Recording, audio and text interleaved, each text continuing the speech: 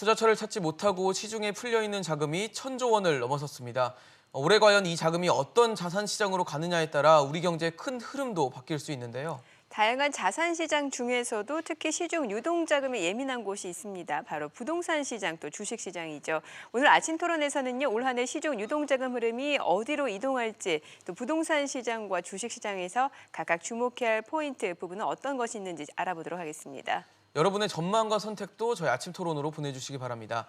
100원의 이용료가 있는 유료 문자 샵 3698번으로 보내주시면 저희가 토론 중간에 소개하고 전문가들과 의견도 나눠보도록 하겠습니다. 네, 오늘 토론 두 분의 패널 소개해드리겠습니다. 김인만 부동산연구소 김인만 소장, YG 경제연구소 차영주 소장입니다. 두 분 어서 오세요. 어서 오십시오. 네, 안녕하세요.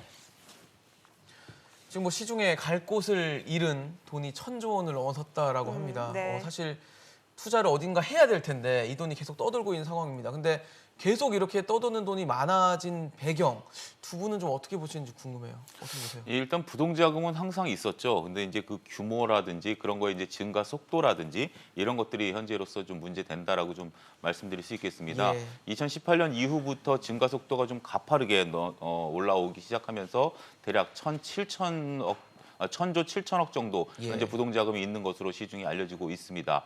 물론 이제 제가 이제 주식시장 중심으로 좀 말씀을 드린다라면 이런 부동자금이 어딘가 투자처를 찾아야 되는데 주식시장 입장에서 본다라면 2018년 이후서부터 경제 성장률이 상당히 둔화되면서 주식시장 수익률이 떨어지게 됐죠. 예. 이에 따라서 투자를 하려는 입장에서 본다라면 결코 수익률 게임에서 뒤처지는 주식시장에 들어올 만한 요소가 되지 않는다라고 좀 말씀드릴 수 있겠습니다. 그리고 다양한 정부의 뭐 여러 가지 규제라든지 이런 것들로 인해서 투자자들이 선뜻 투자에 나설 만한 그런 요인이 부족하지 않았는가 이렇게 간단하게 정리할 수 있을 것 같습니다. 네. 김 소장님은 뭐 다른 의견 있으세요 혹시? 뭐 저금리 기조다 유동 자금이 많이 풀린 거는 분명한 사실이고요. 예. 거기에 이제 여러 가지 이제 국내 경기도 좋지 않고 미중 무역 분쟁이라든지 해서 사실은 소비와 투자로 이게 돈이 좀 들어가면서 경제적으로는 그렇지, 돌아야 선순환이 되는데. 돼야 되는데 예. 이게 주식 시장도 사실은 좀 이게 최근에 안 정체돼 좋았고 있고, 해서 예. 부동산으로 너무 많이 유입이 된 부분이 있고요. 최근에 서울 집값 상승을 보면 이게 유동 자금의 원인이라고 이걸 부인할 수는 없을 것 같습니다. 네.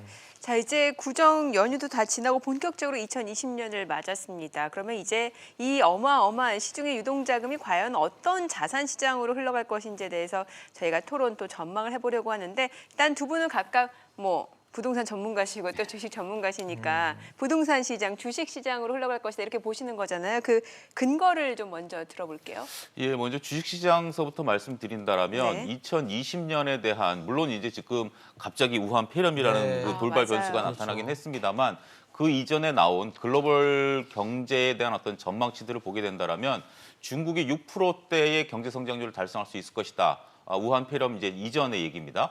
이런 부분들이 있었고요. 미국 같은 경우 3%대 경제 성장률 가능하다. 그리고 우리나라 같은 경우 2019년 2%대 경제 성장률에서 2.2%대 경제 성장률까지 가능하고 정부는 2.5%까지 현재 가능하다라는 그 수치를 제시한 바 예. 있습니다.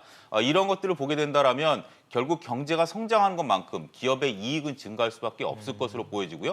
또 2018년, 2019년에 대한 워낙 하락했었던 부분들을 감안하면 기저효과도 분명 있을 것으로 그렇겠죠. 보여집니다. 네. 따라서 이러한 것들 경제 성장함에 따라서 기업의 설비 투자라든지 이에 따른 투자와 소비가 늘어날 것으로 보여지고 이렇게 된다라면 결국 주식시장에 있어서의 성장 동력은 충분히 답보가 된 상태다라고 좀 말씀드릴 수 있겠습니다. 네. 이런 것으로 감안하게 된다라면 주식시장의 수익률 이런 것들은 그 2019년 직전 연도보다는 아무래도 좋은 투자처가 되지 않겠는가 이렇게 좀 말씀드릴 수 있겠습니다. 네. 부동산으로 흘러갈 것이다. 네. 뭐 당초 12.16 대책 나오기 전만 하더라도 2020년 부동산 시장은 이제 굉장히 더 뜨거워질 것이라는 전망이 그랬었죠. 많았는데 사실 초강력 대책이 나왔잖아요. 그렇죠. 11.16 대책이 나오고 그 후로도 대통령께서도 신년사에서도 뭐 전쟁이라는 네, 발언을 할 투기와의 정도로 전쟁이라든지. 굉장히 강한 네. 발언을 쏟아내면서 위축이 된 거는 분명한 사실입니다. 투자 심리 뭐 자금 출처 조사도 하고 있고요. 그러니까요. 9억 초과 고가 아파트에 대해서 규제가 굉장히 심하기 때문에 위축이 된 거는 분명한 사실이고 강남 정부 타깃이 이제 강남 고가 아파트거든요. 그러니까 예. 서울 고가 아파트인데 좀 주춤하고 있는데 이게 투자 심리 자체가 꺾인 것은 아니거든요. 이게 사실은 올라가는데도 시간이 필요하고요. 내려가는데도 시간이 필요한데 이제 그렇죠. 작년까지 한 달 전만 하더라도 무척 뜨거웠고요. 이제 잠시 쉬어가는 타이밍인데 이게 갑자기 이게 IMF나 그런 금융 위기가 아니면 급락하지는 않는단 말이에요. 투자 열기가 살아있는 상황에서 정부 규제 때문에 주춤하다면 분명히 시장은 살아남을 길을 찾고 있는데 이제 그게 풍선 효과라고 하죠. 그래서 최근에 보면 수용성이라는 이제 신조어가 나오고 있잖아요. 수원, 용인, 성남 맞아요. 쪽으로 네. 비규제 또는 그 가격 자체가 이제 9억 이하 지역으로 그렇죠. 이제 투자 수요가 원래는, 유입이 되면서 네. 오히려 그런 지역들이 작년에 서울 같은 분위기를 지금 만들고 있거든요. 그리고 혹시라도 이 시장이 또 안 되면 또 수익형 부동산으로 간다든지 해서 물론 주식 시장으로도 어느 정도 흘러가겠지만 여전히 그렇죠. 부동산 시장에는 상승 여력은 충분하다. 이렇게 말씀드릴 수 있습니다. 네. 일단 올해 자산 시장의 흐름이 뭐 주식이다, 지금 부동산이다 두 분의 근거를 개략적으로 좀 들어봤는데 저희가 좀 그림을 지금 보시면서 설명을 좀 드리도록 하겠습니다. 일단 지금 나오고 있는 주식 그래프는 이래서 좀 주식을 투자해야 된다라는 근거가 될 수 있는 그래프일 것 같은데요. 강남 아파트의 가격, 월 임대료 가격과 또 삼성전자 주가를 좀 비교한 상황입니다. 근데 이걸 어떻게 지금 파란 막대가 삼성전자예요. 그렇죠. 예. 삼성이 파란색이고 아파트 강남 아파트가 빨간색 막대인데 이걸 보면은 주식에 투자를 해야 된다라는 근거로 좀 작용할 수 있다는 생각도 좀 들거든요. 예, 흔히들 많이 쓰는 그래프입니다. 그러니까 그 삼성전자가 뭐 한 2만 원대부터 올라왔었기 때문에 그렇겠죠. 삼성전자가 1980년서부터 놓고 본다라면 압구정동 현대아파트와 비교했을 때 단순하게 놓고 봤을 때는 삼성전자가 월등히 어느 시기를 놓고 본다 하더라도 강남 아파트를 추월한 부분이다라고 말씀드릴 수 있겠습니다. 아이러니한 것은 삼성전자를 지금 제 주위에도 심심치 않게 계세요. 2만 원, 5만 원대 투자하셔서 사셨더니. 지금도 보유하고 계신 분들이 있는데 아. 그런 분들의 거주지가 대부분 강남의 아파트입니다. 이런 아이러니가 있는데요. 결국 이렇게 주식도 그러니까 그 부동산과 마찬가지로 네. 장기 투자를 하는 분들이 승리한다라는 개념이 우리가 인식을 하셔야 될 것 같아요. 지금 단기적으로 봤을 때 부동산이 이기느냐 주식이 이기느냐라고 봤을 때는 설왕설래가 분명히 있을 수 있는 그렇겠죠. 부분들입니다만 네. 주식 시장이 여러분들이 손해를 많이 봤다라는 인식들이 좀 강한 이유 중에 하나가 단기 매매를 했다라는 겁니다. 그 사이트를 보게 된다라면 부동산 같은 경우 평균 보유 기간이 5년이 넘습니다. 하지만 주식 같은 경우 평균 5년을 이상 보유하신 분들의 숫자가 10% 미만입니다. 그렇기 때문에 결국 5년 이상 투자했을 때 평균적으로 수익률을 봤을 때는 양 시장이 그렇게 결코 투자처로서는 나쁘지는 않다라고 말씀드릴 수 있겠습니다만 장기적인 시계열로 보면 주식시장이 훨씬 더 빠르죠. 하지만 단기적인 시계열로 본다면 주식시장이 부동산보다 약한 것 또한 사실입니다. 따라서 투자자분들께서는 우량 자산, 그러니까 부동산이 됐던 주식시장이 됐던 특히 주식시장에서 우량 자산을 장기 투자한다면 부동산보다도 훨씬 더 우월한 수익률을 보낼 수 있다는 것들을 저러한 차트를 통해서 확인할 수 있지 않겠는가 말씀드릴 수 있겠습니다. 네. 자, 그러면 다음 그래픽도 좀 볼게요. 네. 이건 부동산이다라를 강조하는 거예요. 그러니까 서울 아파트 가격 지수 대 코스피 지수입니다. 지금 보시게 되면 서울 아파트 가격이 이제 빨간 선으로 그러네요. 표시가 되어 있고 코스피가 파란색이에요. 저것만 놓고 보면 확실히 또 서울 아파트 그러게요. 가격이 집값은 보이네요. 올랐는데 뭐 증시는 떨어졌다 이런 식의 흐름이 가능한 것 같은데 어떻게 그래요. 보세요? 이거 설명 좀 해주세요. 이거 같은 경우는 일단 이제 전체적인 큰 틀을 보면 삼성전자는 뭐 굉장히 우량주고 뭐 우리나라 대표 주식이잖아요. 그런데 이제 비교 대상이 삼성전자 하나 비교를 하려면 뭐 강남에 무슨 아파트 하나 이렇게 비교를 하면은 모르겠는데 예. 강남 아파트 전체와 삼성전자 평균 하나를 시장 대 비교하면 시장으로 보면은 뭐 부동산 네. 또 예를 들자면 가장 많이 오른 아파트 하나를 선택을 한다면 또 다른 결과가 나올 수 있겠죠. 근데 이제 전체적으로 보면 글로벌적으로 보면 사실은 수익성은 주식이 더 높은 거는 분명한 사실입니다. 이게 우리나라가 여러 가지 현상 때문에 왜곡이 돼서 네. 이제 아파트 시장, 부동산 시장이 굉장히 과열이 돼 있는데 원래 주식이 이제 수익성은 더 높은 반면에 이제 황금성도 좋은데 안정성이 좀 부족한 부분이 그렇죠. 있거든요. 이제 장기 투자 말씀하셨는데 그 부분이 굉장히 중요한데 이제 부동산의 가장 큰 장점이라면 이제 장기 투자가 가능한 것이고 이제 주식 같은 경우는 이제 변동성과 타이밍이죠. 그래서 사실 심리적인 영향이 굉장히 크잖아요. 저도 예전에 이제 주식 투자할 때 보면 하루에 마음이 10번씩 왔다 갔다 하거든요. 아침에 자기 전에도 마음이 팔아야지 했다가 아침 뉴스 보면 가지고 가야지 했다가 아침 먹고 나면 또 팔아야지 막 이런 마음이 왔다 갔다 하는데 네. 사실 부동산 같은 경우는 한번 사고 나면 이렇게 단기 물론 그렇게 하시는 분들도 계시지만 그게 쉽지 않거든요. 취득세를 내고 보유세를 내고 팔 때는 또 양도세도 내야 되고요. 여러 가지 팔고 싶어도 잘 안 팔립니다. 실제로 2012년도에 이제 부동산 시장이 굉장히 안 좋았을 때 제 주변에 고객님들도 팔고 싶어서 막 매물을 내놨는데 안 팔렸거든요. 네. 안 팔려서 그냥 전세로 돌렸는데 그게 올라가지고 지금까지 온 경우들도 많단 말이에요. 그래서 이게 실제로 개인이 투자하기에 주식 같은 경우는 기관이라든지 해외 이제 투자 기관들은 수익률이 그렇죠. 굉장히 높은데 개인들이 낮은 이유가 바로 이렇게 단기 투자 심리에 약하기 때문입니다. 그렇죠. 그래서 이런 부분에 대해서는 이제 부동산이 굉장히 강점이 있는데 왜냐하면 전세를 끼고 투자하면 투자금의 이제 절반 정도만 투자하면 되고요. 굉장히 이제 리스크 관리가 된다. 또 여차하면 내가 실거주할 수도 있고요. 그래서 그렇죠. 그런 장점 때문에 장기 투자가 가능하다는 측면에서 이제 우리나라 아파트 시장 특히 굉장히 이제 화랑이 되고 있고 최근 5년간 상승을 보더라도 아파트 시장이 월등했고요. 네. 지난 30년을 보더라도 전체적으로 보면 이제 부동산 시장, 아파트 시장이 개인이 투자하기에는 좀 수월한 시장이었다. 이렇게 말씀드릴 수 있겠습니다. 네. 근데 아마 이 투자를 여력이 있는 분들이 지금 많이 고민을 하실 거예요. 부동산에 돈을 좀 부어볼까 아니면 주식시장에 넣어볼까 고민하실 텐데 부동산을 작년을 봤기 때문에 네. 부동산을 좀 하고 싶어도 최근 규제나 뭐 아까 말씀하신 대통령의 뭐 끝없는 규제 뭐 이런 얘기를 들어보면 아 그걸 하느니 주식이 낫지 않겠냐는 생각도 하실 것 같거든요. 네. 부동산도 장기 투자거든요. 그래서 부동산이 아무리 장기적으로 우상향이하고 좋다고 하더라도 시장 상황은 항상 체크를 해야 됩니다. 부동산 그렇죠. 불편한 건 있을 수가 없거든요. 그래서 저도 시청자들한테 그 얘기를 꼭 해주고 싶은 게 영원히 상승한다 이런 꿈은 좀 버리시는 게 좋을 것 같고요. 최근 한 7년 정도 상승을 했거든요. 과거 메커니즘을 보면 서울이 6년에서 7년 정도 상승을 하면 한 3, 4년 정도 조정기를 가는 게 이제 원래 메커니즘이었고요. 네. 최근 정부 규제를 보면 한 2년 반, 3년 정도 규제가 나왔는데 과거 한 5년, 6년 동안 나왔던 규제보다 더 강한 규제들이 많이 누적이 됐단 말이에요. 그러다가 이제 경제 상황도 좋지 않은 상황이기 때문에 물론 풍선 효과도 있고요. 자기 자본에 맞춰서 이게 위기 관리가 되면서 이렇게 투자하는 거는 바람직하지만 분위기에 휩쓸려서 뭐 친구가 작년에 얼마 벌었다더라. 나도 무조건 투자해야겠다라고 해서 무리하게 뭐 서울에 이게 좀 집을 산다거나. 대출도 잘 안 나오겠지만 네. 그렇게 무리한 투자를 하는 거는 바람직하지 않고요. 상황에 따라서 분명한 투자를 할 필요가 있겠고 주식이라고 해서 무조건 안 된다는 건 아니고요. 저는 사실 포트폴리오도 굉장히 중요하다고 생각합니다. 뒤에 말씀드리겠지만 너무 부동산에만 올인하지 마시고 부동산을 가지고 계신 분들이라면 시장 상황을 좀 예의주시를 할 필요는 있을 것 같습니다. 네.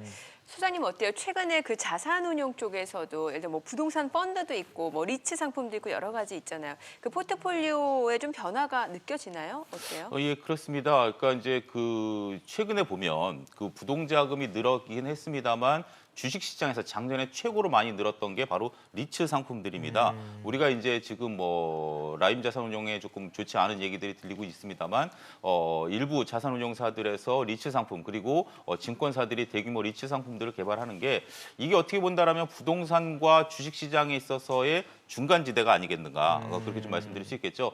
보통 부동산 하시는 자금과 주식하는 자금들이 쉽게 이렇게 잘 섞이지는 않습니다. 네. 그렇죠. 워낙 성격들이 좀 다르고 투자에 대한 스타일들이 다르기 때문에 쉽게 섞이지는 않는데 그런 것들을 쉽게 섞을 수 있다라는 것들이죠. 소액으로도 부동산을 투자할 수 있다라는 게 바로 리츠 상품이고요. 그렇죠. 그런 부분들에 대해서 많은 그 일반 그 보통 투자자들이나. 그 중산층 서민들이 투자를 할 수 있는 그러한 자금들이 대규모 몰리면서 작년에 무려 그 자산이 35%가 늘었으니까요. 이러한 수치를 확인할 수 있는데 어찌됐든 부동산 뭐 직접 투자하시는 분들은 제가 잘 모르겠습니다만 주식 시장을 통한 간접 투자에 대한 관심은 어느 때보다도 좀 굉장히 높아져 있다. 이렇게 좀 설명을 드릴 수가 있겠습니다. 네. 사실 뭐 지금 간접 투자 말씀해 주셨지만 직접 투자를 생각했을 때 꼭 아파트에만 투자하는 게 아니잖아요. 뭐 네. 상가도 있고 그렇죠. 오피스텔도 있고 다양하게 있는데 부동산에 투자를 할 때 선택을 한다면 좀 어디에 좀 선택을 하라고 조언을 해주시고 싶으신가요? 이게 굉장히 어려운 숙제인데요. 사실은 주택 시장과 이제 수익형 부동산, 상가, 오피스텔은 전혀 다른 시장이거든요. 그렇죠. 사실 아파트 같은 경우는 이제 시장 분위기에 따라서 뭐 상승장에 들어가고 하락장에 빠져나오면 한 5년 정도 투자 기간을 잡는다면 충분한 수익률을 올릴 수 있는데 그렇죠. 이게 상가나 이게 오피스텔 같은 수익형 부동산은 철저한 계산이거든요. 안정적인 임대 수익이 얼마나 유지가 되느냐, 공실이 얼마나 되느냐, 상권 분석을 제대로 해야 되거든요. 그래서 필요한 사람들, 상가 같은 경우는 이제 꼭 필요한 사람들, 내가 임대 수익이 필요하다, 지금 뭐 회사를 그만두고 고정 수익이 줄어들어서 뭐 필요하다, 이런 필요 니즈에 의한 투자자들이 해야 될 선택이고요. 아파트 같은 경우는 시장 상황에 따라서 해야 되는데 최근에 이제 규제도 많이 나오고요, 많이 올라서 사실은 조금 이제 예의주시를 해야 되는데 네. 이제 위기 관리 측면에서 보면 이제 개별 상품적인 위기를 이야기하는 비체계적인 위험이 있고요. 전체 시장을 이야기하는 체계적인 위험이 있는데 모두를 이제 우리가 관리를 해야 되는데 개별 상품 같은 경우 이제 포트폴리오가 필요하거든요. 저는 부동산도 여러 종류가 있잖아요. 그래서 아파트에만 너무 올인하기보다는 뭐 필요하다면 토지나 상가나 이렇게 필요에 따라서 분산해서 나누는 분산 투자가 필요하고요. 예. 너무 부동산에만 우리나라는 제일 문제가 지금 부동산 비중이 너무 높거든요. 많이 선진국하고 반대인데 저는 개인적으로 뭐 주식 시장으로도 좀 자금이 들어가는 게 바람직할 것 같고요. 또 그게 아니라면 리츠 간접 상품들 있잖아요. 네. 그런 건전한 대안도 많이 마련해서 그런 쪽으로도 자금이 갈 필요가 있겠고 이제 시장 전체의 위험이 체계적인 위험 같은 경우는 요구 수익률이라고 하죠. 그래서 내가 생각하는 수익률을 좀 올려서 다소 좀 보수적인 투자를 할 필요는 있겠다. 그래서 지금 상황은 이제 경제 상황도 그렇고요. 규제도 많이 나왔기 때문에 이런 위험 관리, 리스크 관리를 하는 투자가 부동산 시장에도 좀 필요하다. 그렇게 말씀드리고 싶습니다. 네. 차영주 소장님은 주식이 답이다라는 말씀을 주셨어요. 그러면 구체적으로 어떤 주식을 담는 게 그러게요. 좋을까요? 삼성전자예요? 뭐예요?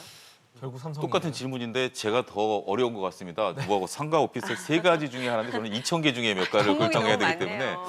예, 주식 시장이 이제 투자가 어려운 게 바로 그런 거죠. 이렇게 뭐 여러 종목들이 그렇죠. 있다라는 그런 부분들인데 네. 흐름들을 본다라면 저는 뭐 IT주 중심의 특히 삼성전자 중심의 대형주들이 올해는 수익률이 상당히 좋을 것으로 보고 있습니다. 왜냐하면 외국인들이 투자하는 이유 중에 하나가 우리나라 이제 뭐 한국물을 산다라고 그러죠. 그렇게 살 때 쉽게 살 수 있는 게 바로 삼성전자. 이게 지수에 대한 대표성이기 때문에 그러한 부분들이고요. 그리고 올해는 지수에 직접 투자하시는 지수 관련 ETF라든지 이런 것들도 상당히 그래요? 괜찮을 것으로 보여집니다. 오히려 개별 종목의 수익률보다는 지수 관련된 수익률이 더 낫지 않겠는가. 그리고 안정적으로 투자하기 위해서는 물론 주식시장이 뭐 높은 수익을 찾기 위해서 단기간에 들어오시는 것도 사실이긴 합니다만 조금 기대 수익률을 낮추고 안정적으로 내가 꾸준히 돈을 벌겠다라고 한다라면 지금 물론 뭐 폐렴에 대한 변동성은 분명히 있겠습니다만 그런 것들을 이길 수 있는 방법은 지수 관련 ETF를 투자하시는 것도 좋은 대안이 되지 않을까 말씀드릴 수 있겠습니다. 네네. 사실 지금 뭐 지수 관련 ETF 말씀을 해주셨는데 지금 2,200선이 지금 붕괴된 상황에서 네. 이제 아까 저희 증시타임에서 다루긴 했는데 네. 지금 들어가야 되는 거 아니냐라는 적기냐라는 네. 것 갖고도 논란이 좀 일고 있는 것 같거든요.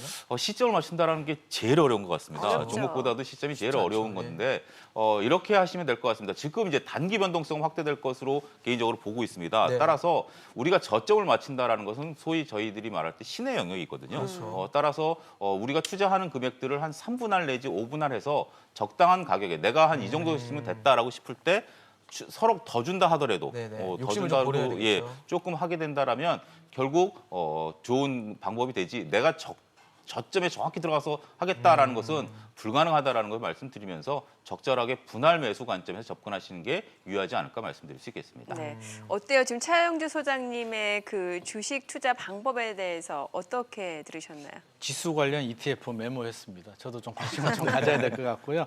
부동산도 마찬가지입니다. 하락하는데도 시간이 필요한데 이게 부동산도 장기고요. 주식도 장기거든요. 예. 장기 가치 투자를 하면 저는 주식이든 부동산이든 분명히 좋은 수익률이 나온다고 장기 생각을 가치 해요. 투자. 근데 그 심리에 휘둘려서 분위기에 휘둘려서 가치 투자를 못하기 때문에 이제 그런 뭐 손실도 발생하고 이렇게 되는데 부동산 시장만 바라보면 강남만 바라보면 지금 규제도 너무 많고요. 자금 출처 조사까지도 하고 대출도 안 나오거든요. 근데 부동산이 강남만 있는 건 아니란 말이에요. 따지고 보면 과거 한 10여 년 전에도 강남이 오르고 나서 이제 강북군 노도강이라고 하죠. 네. 뭐 노원구도 많이 올랐고 경기 북부, 인천도 오르고 이렇게 한번 또 순환 흐름이 쫓아내면서 있었단 말이에요. 그렇죠. 그런데 지금 또 유사한 흐름을 보이고 있거든요. 규제가 강화되니까 아까 말씀드렸듯이 수용성이라고 하죠. 그런 지역들도 이제 강화가 많이 올랐고요. 강남은 좀 내렸어요. 최근에 한 5천만 원에서 1억 정도 뭐 리센치 아파트도 내리고요. 네. 퍼스티지 아파트도 내렸는데 이게 성남이라든지 수원, 특히 수원 같은 경우는 이게 1억에서 2억 정도 올랐거든요. 최근 네. 한 달 만에. 그래서 최근에 이게 작년에 서울에서 보던 현상이 지금 수원에서 나타나고 있는데 계약하고 나서 계약을 깨야 되는 거 아니냐 이런 문의가 들어온단 말이에요. 계약하고 나서 1억, 2억이 오르고 나니까 계약금을 그냥 돌려주고 계약 해제를 할까 이런 문의가 들어오는데 그만큼 지금 풍선 효과가 생기고 있는 것이거든요. 그래서 이런 부분들 그래서 부동산이라고 해서 강남만 바라보고 이제 끝이 아닌가 뭐 이렇게 생각할 필요는 없을 네. 것 같고요. 여러 가지 상황을 고려해서 나한테 적절한 투자 전략을 선택하면 될 것 같습니다. 네, 알겠습니다. 오늘 차영주 소장, 김인만 소장과 함께 이야기 나눠봤습니다. 두 분 말씀 잘 들었습니다. 고맙습니다. 감사합니다.